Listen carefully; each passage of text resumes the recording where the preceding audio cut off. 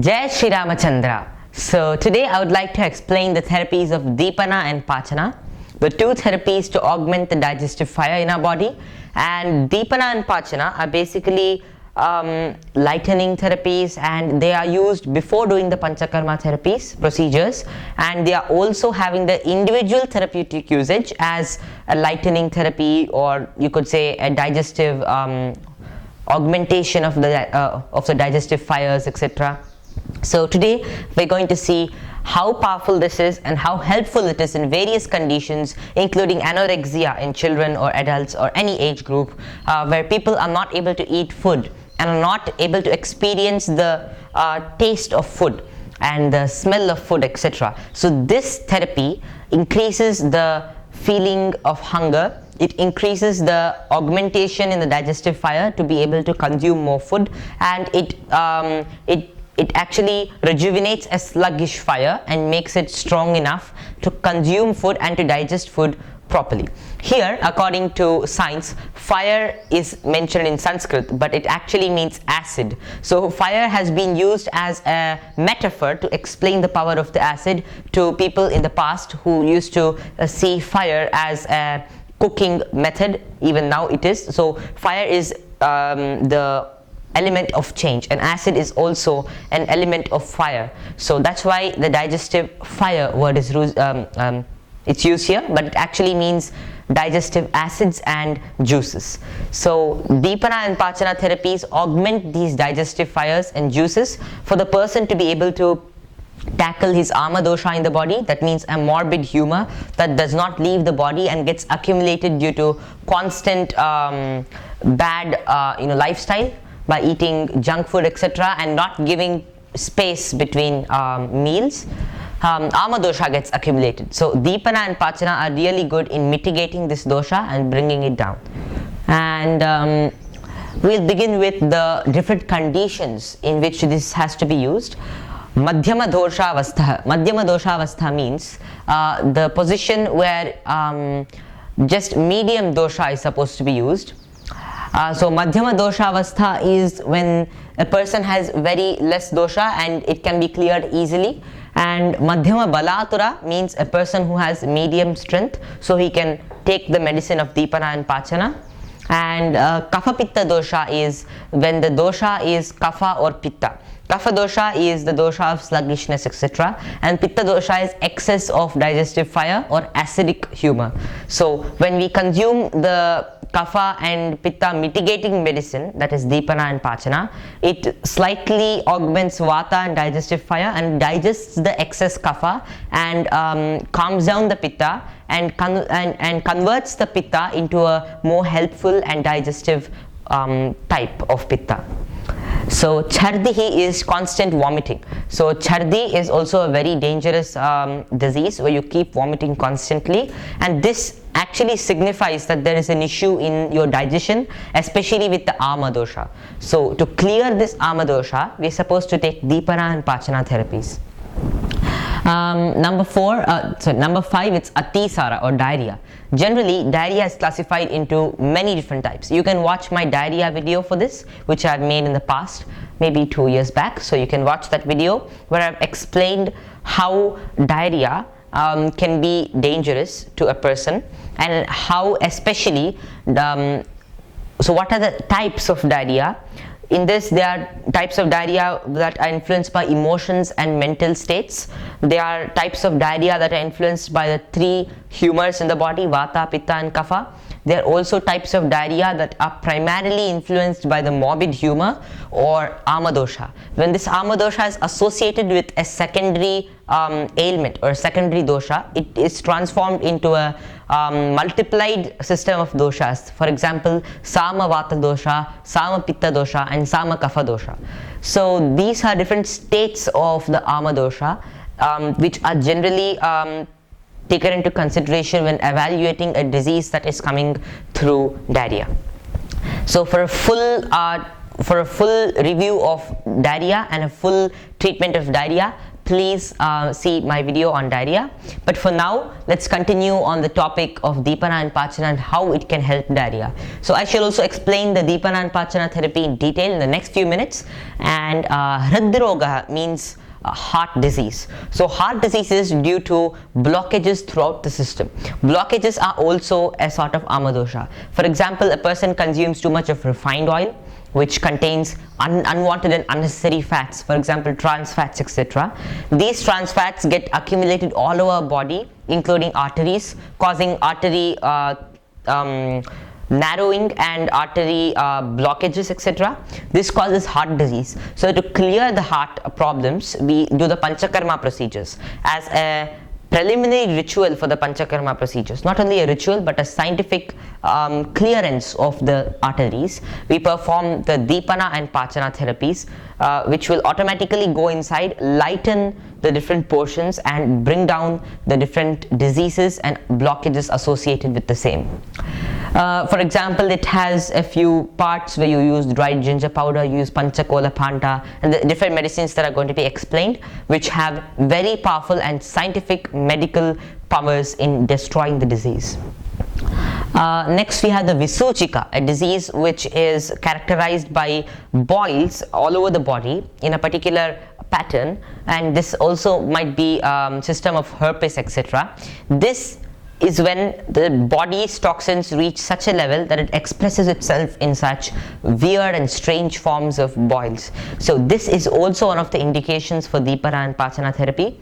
Some people might think that the boils are already a source of heat, and the medicines used when you have Deepana and Paachana therapy is also hot. So when hot and hot coincide, there might be more severe heat to the body, which might further increase the boils and the disease.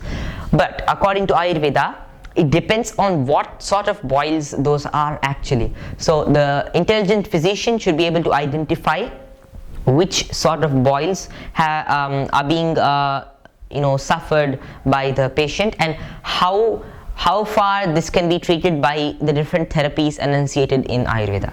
So that is one very big major factor to be seen before giving therapy to such advanced conditions and diseases. And alasakaha or amakoshthalasakaha is when you have your whole koshtha or your alimentary tract. Your alimentary tract begins from the esophagus. Actually, it's also connected with our all our salivary glands, etc. And it starts from there, and it goes till the anus. So the actual alimentary tract begins at the start of the stomach and at the end of the anus. The starting or the first portion of the alimentary tract begins with our mouth, our masticating jaws, and our different portions, salivary glands, and the esophagus. So if we consider the beginning of the stomach and the end of the anus, which is the present topic, it is very important to categorize a person's alimentary tract into 4 types: Vata, Pitta, Kapha, and Sama. Now there's one more category that comes into picture here. It's the Ama category. Ama is a sort of dosha, but it's a morbid dosha that is characterized by blockages and vitiation of different humors. When it gets associated with any humor, it vitiates the humor and increases the humor's potential to cause diseases, or the dosha's potential to cause diseases to the body. So this is the scientific theory at a glance or at a bird's view, explained in just a few sentences about Amadosha. So Alasaka is a disease where the digestive fire becomes completely filled up with Amadosha and is lazy. Alasa, or it's called Alasatva in Sanskrit, or Alasatva in Sanskrit, which means laziness in the body. And this can be effectively tackled by using Deepana and Paachana therapies that go in, lighten and augment and set right the function of that moment, and even for the future. So this can be used periodically for long-term diseases, and just once in a while for short-term diseases, but periodically in the sense regularly. So other conditions would be jvaraha or fever. So when there's a state of heavy fever in the body, it's good to take Deepana and Paachana therapies, because fever is generally it's actually it happens only after a series of collection and blockages of amadosha in the body. Today many people eat outside most of the time. They have bad lifestyles of getting up at wrong and odd times and sleeping at wrong and odd times, eating at wrong times, including at the midnight sometimes. Some people eat early morning like 3 o'clock, and people are living a very erratic lifestyle nowadays that isn't good for our body scientifically, nor is it good for our body mentally and spiritually too. To be primary factors, mental factor and the spiritual factor is extremely important for a person's physical well-being too. According to science, our emotional and mental well-being, where the WHO doesn't recognize spiritual well-being, even though spirituality is the foundation for everything. When our mental and emotional state is deteriorated, our physical state automatically proportionately deteriorates to that, or even more. So that's why we should be very careful about our different sets of lifestyle, how we take our food and how we sleep and everything together, all about our body, all our bodily activities in a day and even in the night. So it is very important to monitor our body at stages and eat food at the right time, breakfast, lunch and dinner. Only when this is done, food can be digested properly, and we do not require advanced panchakarma procedures to clear the dhatus with the doshas with a lot of trouble and with even certain risks and damages to the body. So it's very important to clear this morbid amadosha. I should explain the patterns of digestion etc. in other videos, and just an overview in this video too. So vibandha means constipation.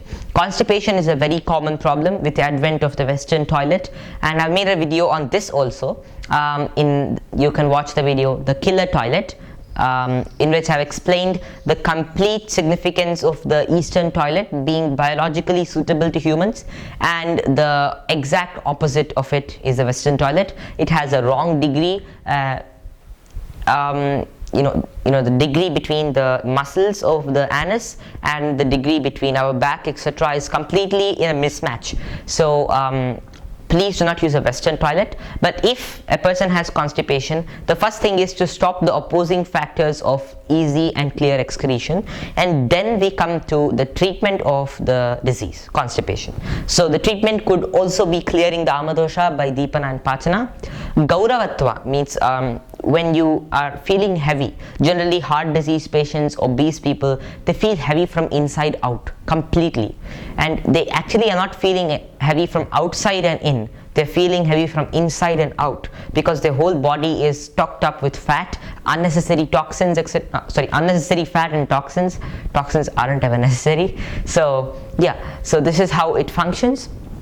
And udgara means burp. So burps keep coming to certain people. This signifies that there is a toxin inside and the body wants it to be cleared. So to get this toxin cleared, the body gives certain signals, for example burps etc. And we should understand by this that the body is waiting and is willing to get everything cleared. So always the body is willing to tackle its situation, but we as conscious human beings need to understand that our body is actually asking us to clear the doshas and the problems within. So that's when we have to use the Deepana and Paachana therapy. There is a disease called the Hrillasa, where you feel a system of nausea and heavy heart etc. that also can be changed and gotten better by usage of certain things that I'm going to explain. And arochakaha is one of the most important and deadly diseases that can cause permanent or even irreversible damage to our body by not consuming food. Arochakaha is anorexia. It can be prevented at the first stage and even cured by Ayurveda, but first of all, addictions have to be curbed. Children are especially afflicted and affected by this disease. The first thing is that children eat a lot of biscuits, a lot of chocolates and many more junk food items. They generally eat outside, pizzas etc. These pizzas and junk foods that I have explained in this sentence are completely filled with MSG, monosodium glutamate, and so many other appetizers, artificial appetizers that make the body adjusted to them, so they can't eat homemade food. that have natural appetizers within them. So first, de-addiction from this should be done. I shall make another video on how to de-addict gradually from this, but yes, this is the first factor to do. The second thing is to augment the digestive fire with Deepana and Paachana therapies, clear the morbid doshas with Panchakarma, and the patient now becomes a completely healthy and wonderful being, able to digest food completely. So this is the magic of the body, and this is the magic of Ayurveda in treating the body when it's in need of treatment. So we have explained the different therapeutic indications of this special therapy, and now we're going to go forward to the Ayurvedic herbs that are supposed to be taken. Panchakola Phanta, or a hot infusion of the various herbs that are present in this. You can get it from any Ayurvedic store or even make it at home. So if possible, I shall make a video on how to make this. Chitraka Vati, or the tablet, it's a particular tablet made of Chitraka, and Chitraka is a hot herb. You can search for it on Google. It's a special herb that augments the digestive fire powerfully. And yeah, Premna latifolia, correct Abhigya? Agnimantha, yes. Chitraka is also known as Chitra because it has different types of colors. That means it augments the digestive juices which are of various colors. Agnimantha means the sticks of lighting fire. So Agni means fire and Mantha means the one that lights the fire. In the ancient time, they used to use sticks to light fire. Although there were various measures to light fire, sticks were the prominent measures of lighting fire, and this stick was very powerful, and whether you use it in the present sense of just rubbing it together, it has inner properties that rub and create certain special concoctions that are supposed to cure our body from certain bad diseases like anorexia, etc., and the other ones explained here. So Chitrakasava is a fermented concoction of this. So Panchakola Phanta is to be taken 50 ml before meals, Chitrakadivati 500 mg along with water after meals or before meals, Chitrakasava 2 ml after meals is preferred. Agnitundi Vatihi, that means it is also made out of Premna latifolia along with other things. So you can search for this also. It's a tablet, 250 mg can be taken per day. Hingvashtaka Churna, a powder that has hing and other things present in it that are very powerful in augmenting the digestive fire. So that can be taken, the quantity would be 3 grams, and this should be taken with the first spoon of food, the first morsel of food, mixed with the first morsel of food, because it goes inside and immediately starts its activity. So by the time you're eating the rest of your meal, the first morsel of food goes with the medicine till the end of the esophagus, and the other food also reach by that time. They all go gradually together into the esophagus and reach the stomach, and the stomach, the digestive fires are augmented, the acids and the juices are augmented because of the Hingvashtaka Churna. That's the significance of eating it with the first morsel of food.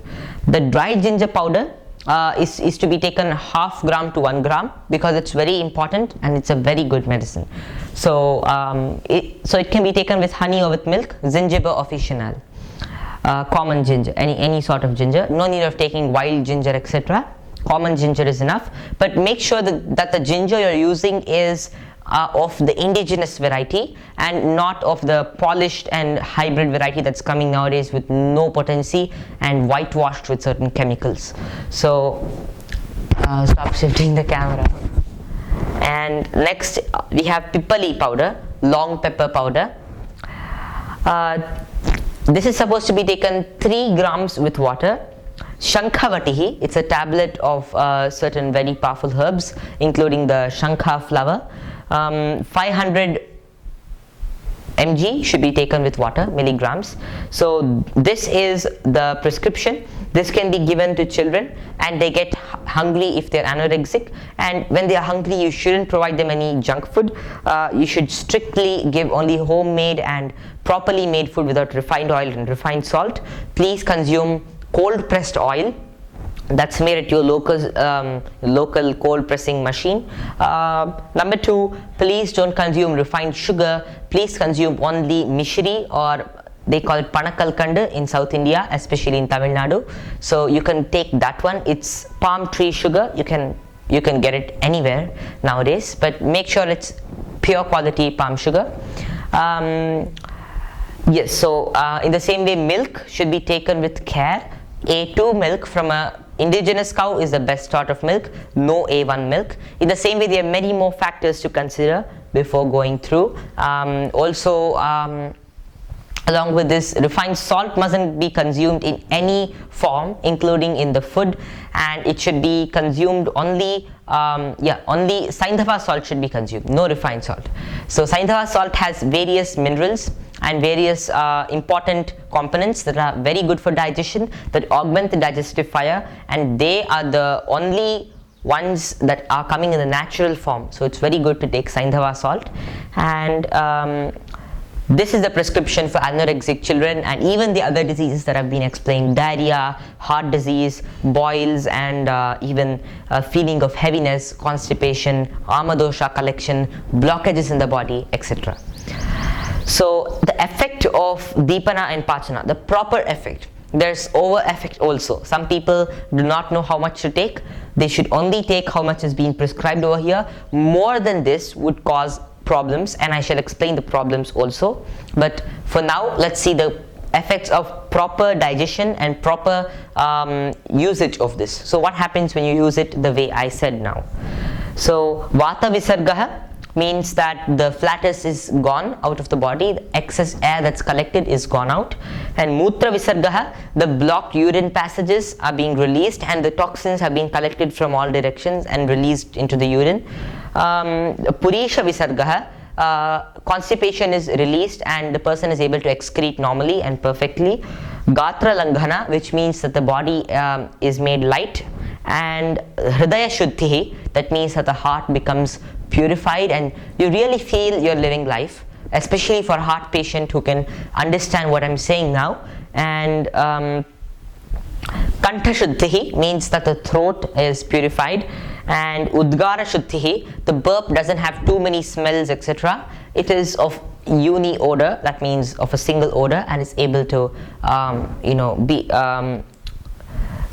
it's just a normal burp. And Asya Shuddhi, which means the purification of the face, which is otherwise covered with pimples when you have amadosha collected in the body in various srotas or channels of the body, including the skin. So the skin pores in this face are very sensitive, and therefore any blockages over here would immediately show up, whereas in the other parts of the body it's quite slow, especially in the back. That's why back is generally not having too many problems, whereas the front of the skin, etc., and the eyelids are very sensitive. So things show up very clearly over there. So you know whether your body is purified or not when you look at your face, and especially your tongue, which has a lot of sensors and neurons, etc., attached to it.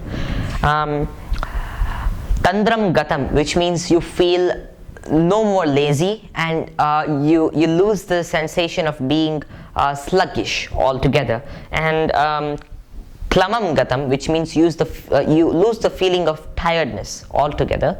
And Swedam Jatam in Sanskrit means that you get the sweaty feeling and sweat is released out of your body. That means that your skin pores are now clear. When you use too many soaps, etc., these toxins go into your skin pores, get accumulated, and they block the passages. And this is also a very important factor that causes skin cancer.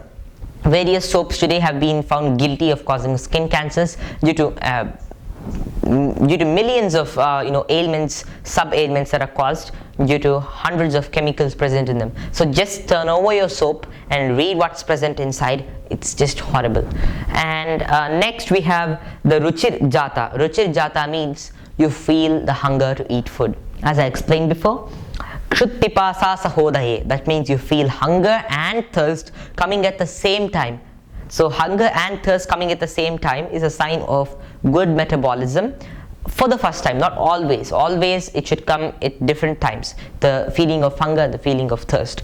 But when a person is recovering from a disease after a long time, one feels hunger and thirst at the same time, because these two urges have been suppressed so many days or maybe months or even years for certain people. So when it's cured and the final feeling of relaxation is felt, these feelings come up very powerfully.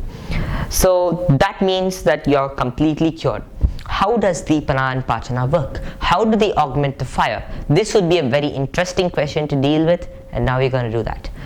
So there are two types of morbid elements in our body. That means elements that are like, for example, to people who understand software language or something, you have a laptop and you run many applications in the laptop. When you run many applications, a lot of data, unnecessary data is generated from within, or maybe you have malware or whatever ware or virus, whatever it is, junk data being collected and accumulated in various places, slowing down the performance of your computer, the speed of your computer. Now this is exactly what is happening to the body. Excessive usage of the body without allowing some rest, for example a fast or something like that, it just slows down the processes of the body completely. So this means you need to get your body computer repaired. So this is what it is, and Deepana and Pachana are meant for this very reason. So our doshas in our body are classified into two aspects, apakwa dosha and pakwa dosha. Apakwa dosha is a state when the dosha is not ready to come out. It's like it's all around the body and it's not willing to come out too. So it has to be converted to pakwa dosha to be able to expel out of the body. Now this conversion happens with Deepana and Pachana, and the expelling happens with this. Like for example, if there is a thief somewhere stuck in the woods, the police first sends his constables to pull out the thief, and then he manages the rest of the activities with that man. So the same way, Deepana and Pachana are the constables to go in and pluck these doshas out of their places, get them localized in a particular place, and then from there they are expelled. Now this expellation happens with the 5 main procedures of Panchakarma, and this is how you become a free and wonderful human being with all bodily functions being, you know, completely organized and better. So this is how it works. So the apakwa dosha doesn't get expelled easily. The pakwa dosha gets easily expelled due to its location. It's localized in a particular tract. For example, all the dirt that is present from the salivary glands and the whole esophagus is pulled up to the salivary glands. Next, all the dirt and problems that are present in the alimentary tract are pulled down, whichever is, you know, nearer. So the thief is taken to whichever location of the police station is nearer to give him a few thrashings or whatever. So the dosha is expelled and brought to the location of the anus for it to be expelled. And suppose the dosha is very near to the front opening, everything is removed through vomiting, the vamana therapy. So somehow this is one of the procedures to bring the dosha localized in various spots to be removed. So apakwa dosha is located in the deeper systems of our body. It's located somewhere in the nook and corners of our body, and those are supposed to be brought out by this lightening and purifying therapies of Panchakarma, including Deepana and Pachana. The apakwa dosha is not mobilized in the GI tract. So before localization, the mobilization process has to happen. This mobilizes the doshas and brings the doshas back to their area where they're supposed to be. And this cannot get removed by GI related Panchakarma procedures. So first it has to be mobilized. So Deepana and Pachana mobilize the dosha, bring it to a state of movement across the body, and it's like the thief running around the forest, so his roots are removed. So first get it mobilized. So next, this is generally accompanied by ama, or it's called sama dosha. So if you were to expel excess of kapha dosha, which is the cause of various diseases, or excess of vata dosha also, which is the cause of plethora of diseases, or pitta dosha, which causes certain very ugly diseases as the others, so what to do then? You expel the dosha, but sometimes this dosha is associated with a rowdy protection, that is the ama dosha. Now these two join together and they are not able to be expelled by anything else except by using the Deepana and Pachana therapies. They break down the first layer of protection, the ama dosha, and they touch the next layers bring them down, get them to localized areas and expel them. So this is the duty of the Deepana and Pachana and Panchakarma procedures. So when the ama is cleared and the dosha is ready to be expelled, this is the state when Deepana and Pachana are successful in curing bodily ailments. So this is called Vishuddhi, and this is augmenting the fire of digestion, and these are the Ayurvedic herbs to be used, the indications and everything, the proper effect, improper effect of this. Sorry, the video got cut, and let me continue now. So we have seen the indications, we have seen the drugs to be taken, I mean the medicines, and we have seen the proper effect of these doshas. We have seen the conversion of apakwa dosha to pakwa dosha and its significance. We have also seen the significance of the Panchakarma at a glance, but now let's see the effect of the let's see the improper effect. That means very less of Deepana and Pachana, less than what I mentioned here and more. So very less will disturb the body and create a sense of heat instead of setting the body right. And lots of this will make too much heat and bring the body to a total state of imbalance. So whatever you see here, the proper effect would be messed up. So you would see more pimples coming up. So please take the exact amount of medicines that I've explained here, and not a pinch more, or not an mg more or less. So I mean, I don't mean to say you need to bring a huge machine to just get that exact. Just take a little bit and not too much. The amount that makes you feel comfortable, and the optimum amount has been given here in numbers. That's it. I don't mean that you take your samples to a lab or laboratory and get it checked over there. So yeah, and sometimes if you take this in too much of quantity, it doesn't matter if it's 1 ml or 2 ml behind. It matters only if it's 20 ml or 30 ml forward or backward. So that's what I'm trying to say here. And tiredness would be more increased if little or more is taken, because the body is not able to cope with this, and it treats the whole therapy as an emergency situation. So we need to make our body comfortable with what we are doing to it to treat it of its ailments. So hope this video was informative. Thank you. Jai Shri Krishna, Jai Shri Ramachandra, Jai Shri Lakshmi Nrsimha. What, say now something? Start. Started. It's me, the worst donkey on earth.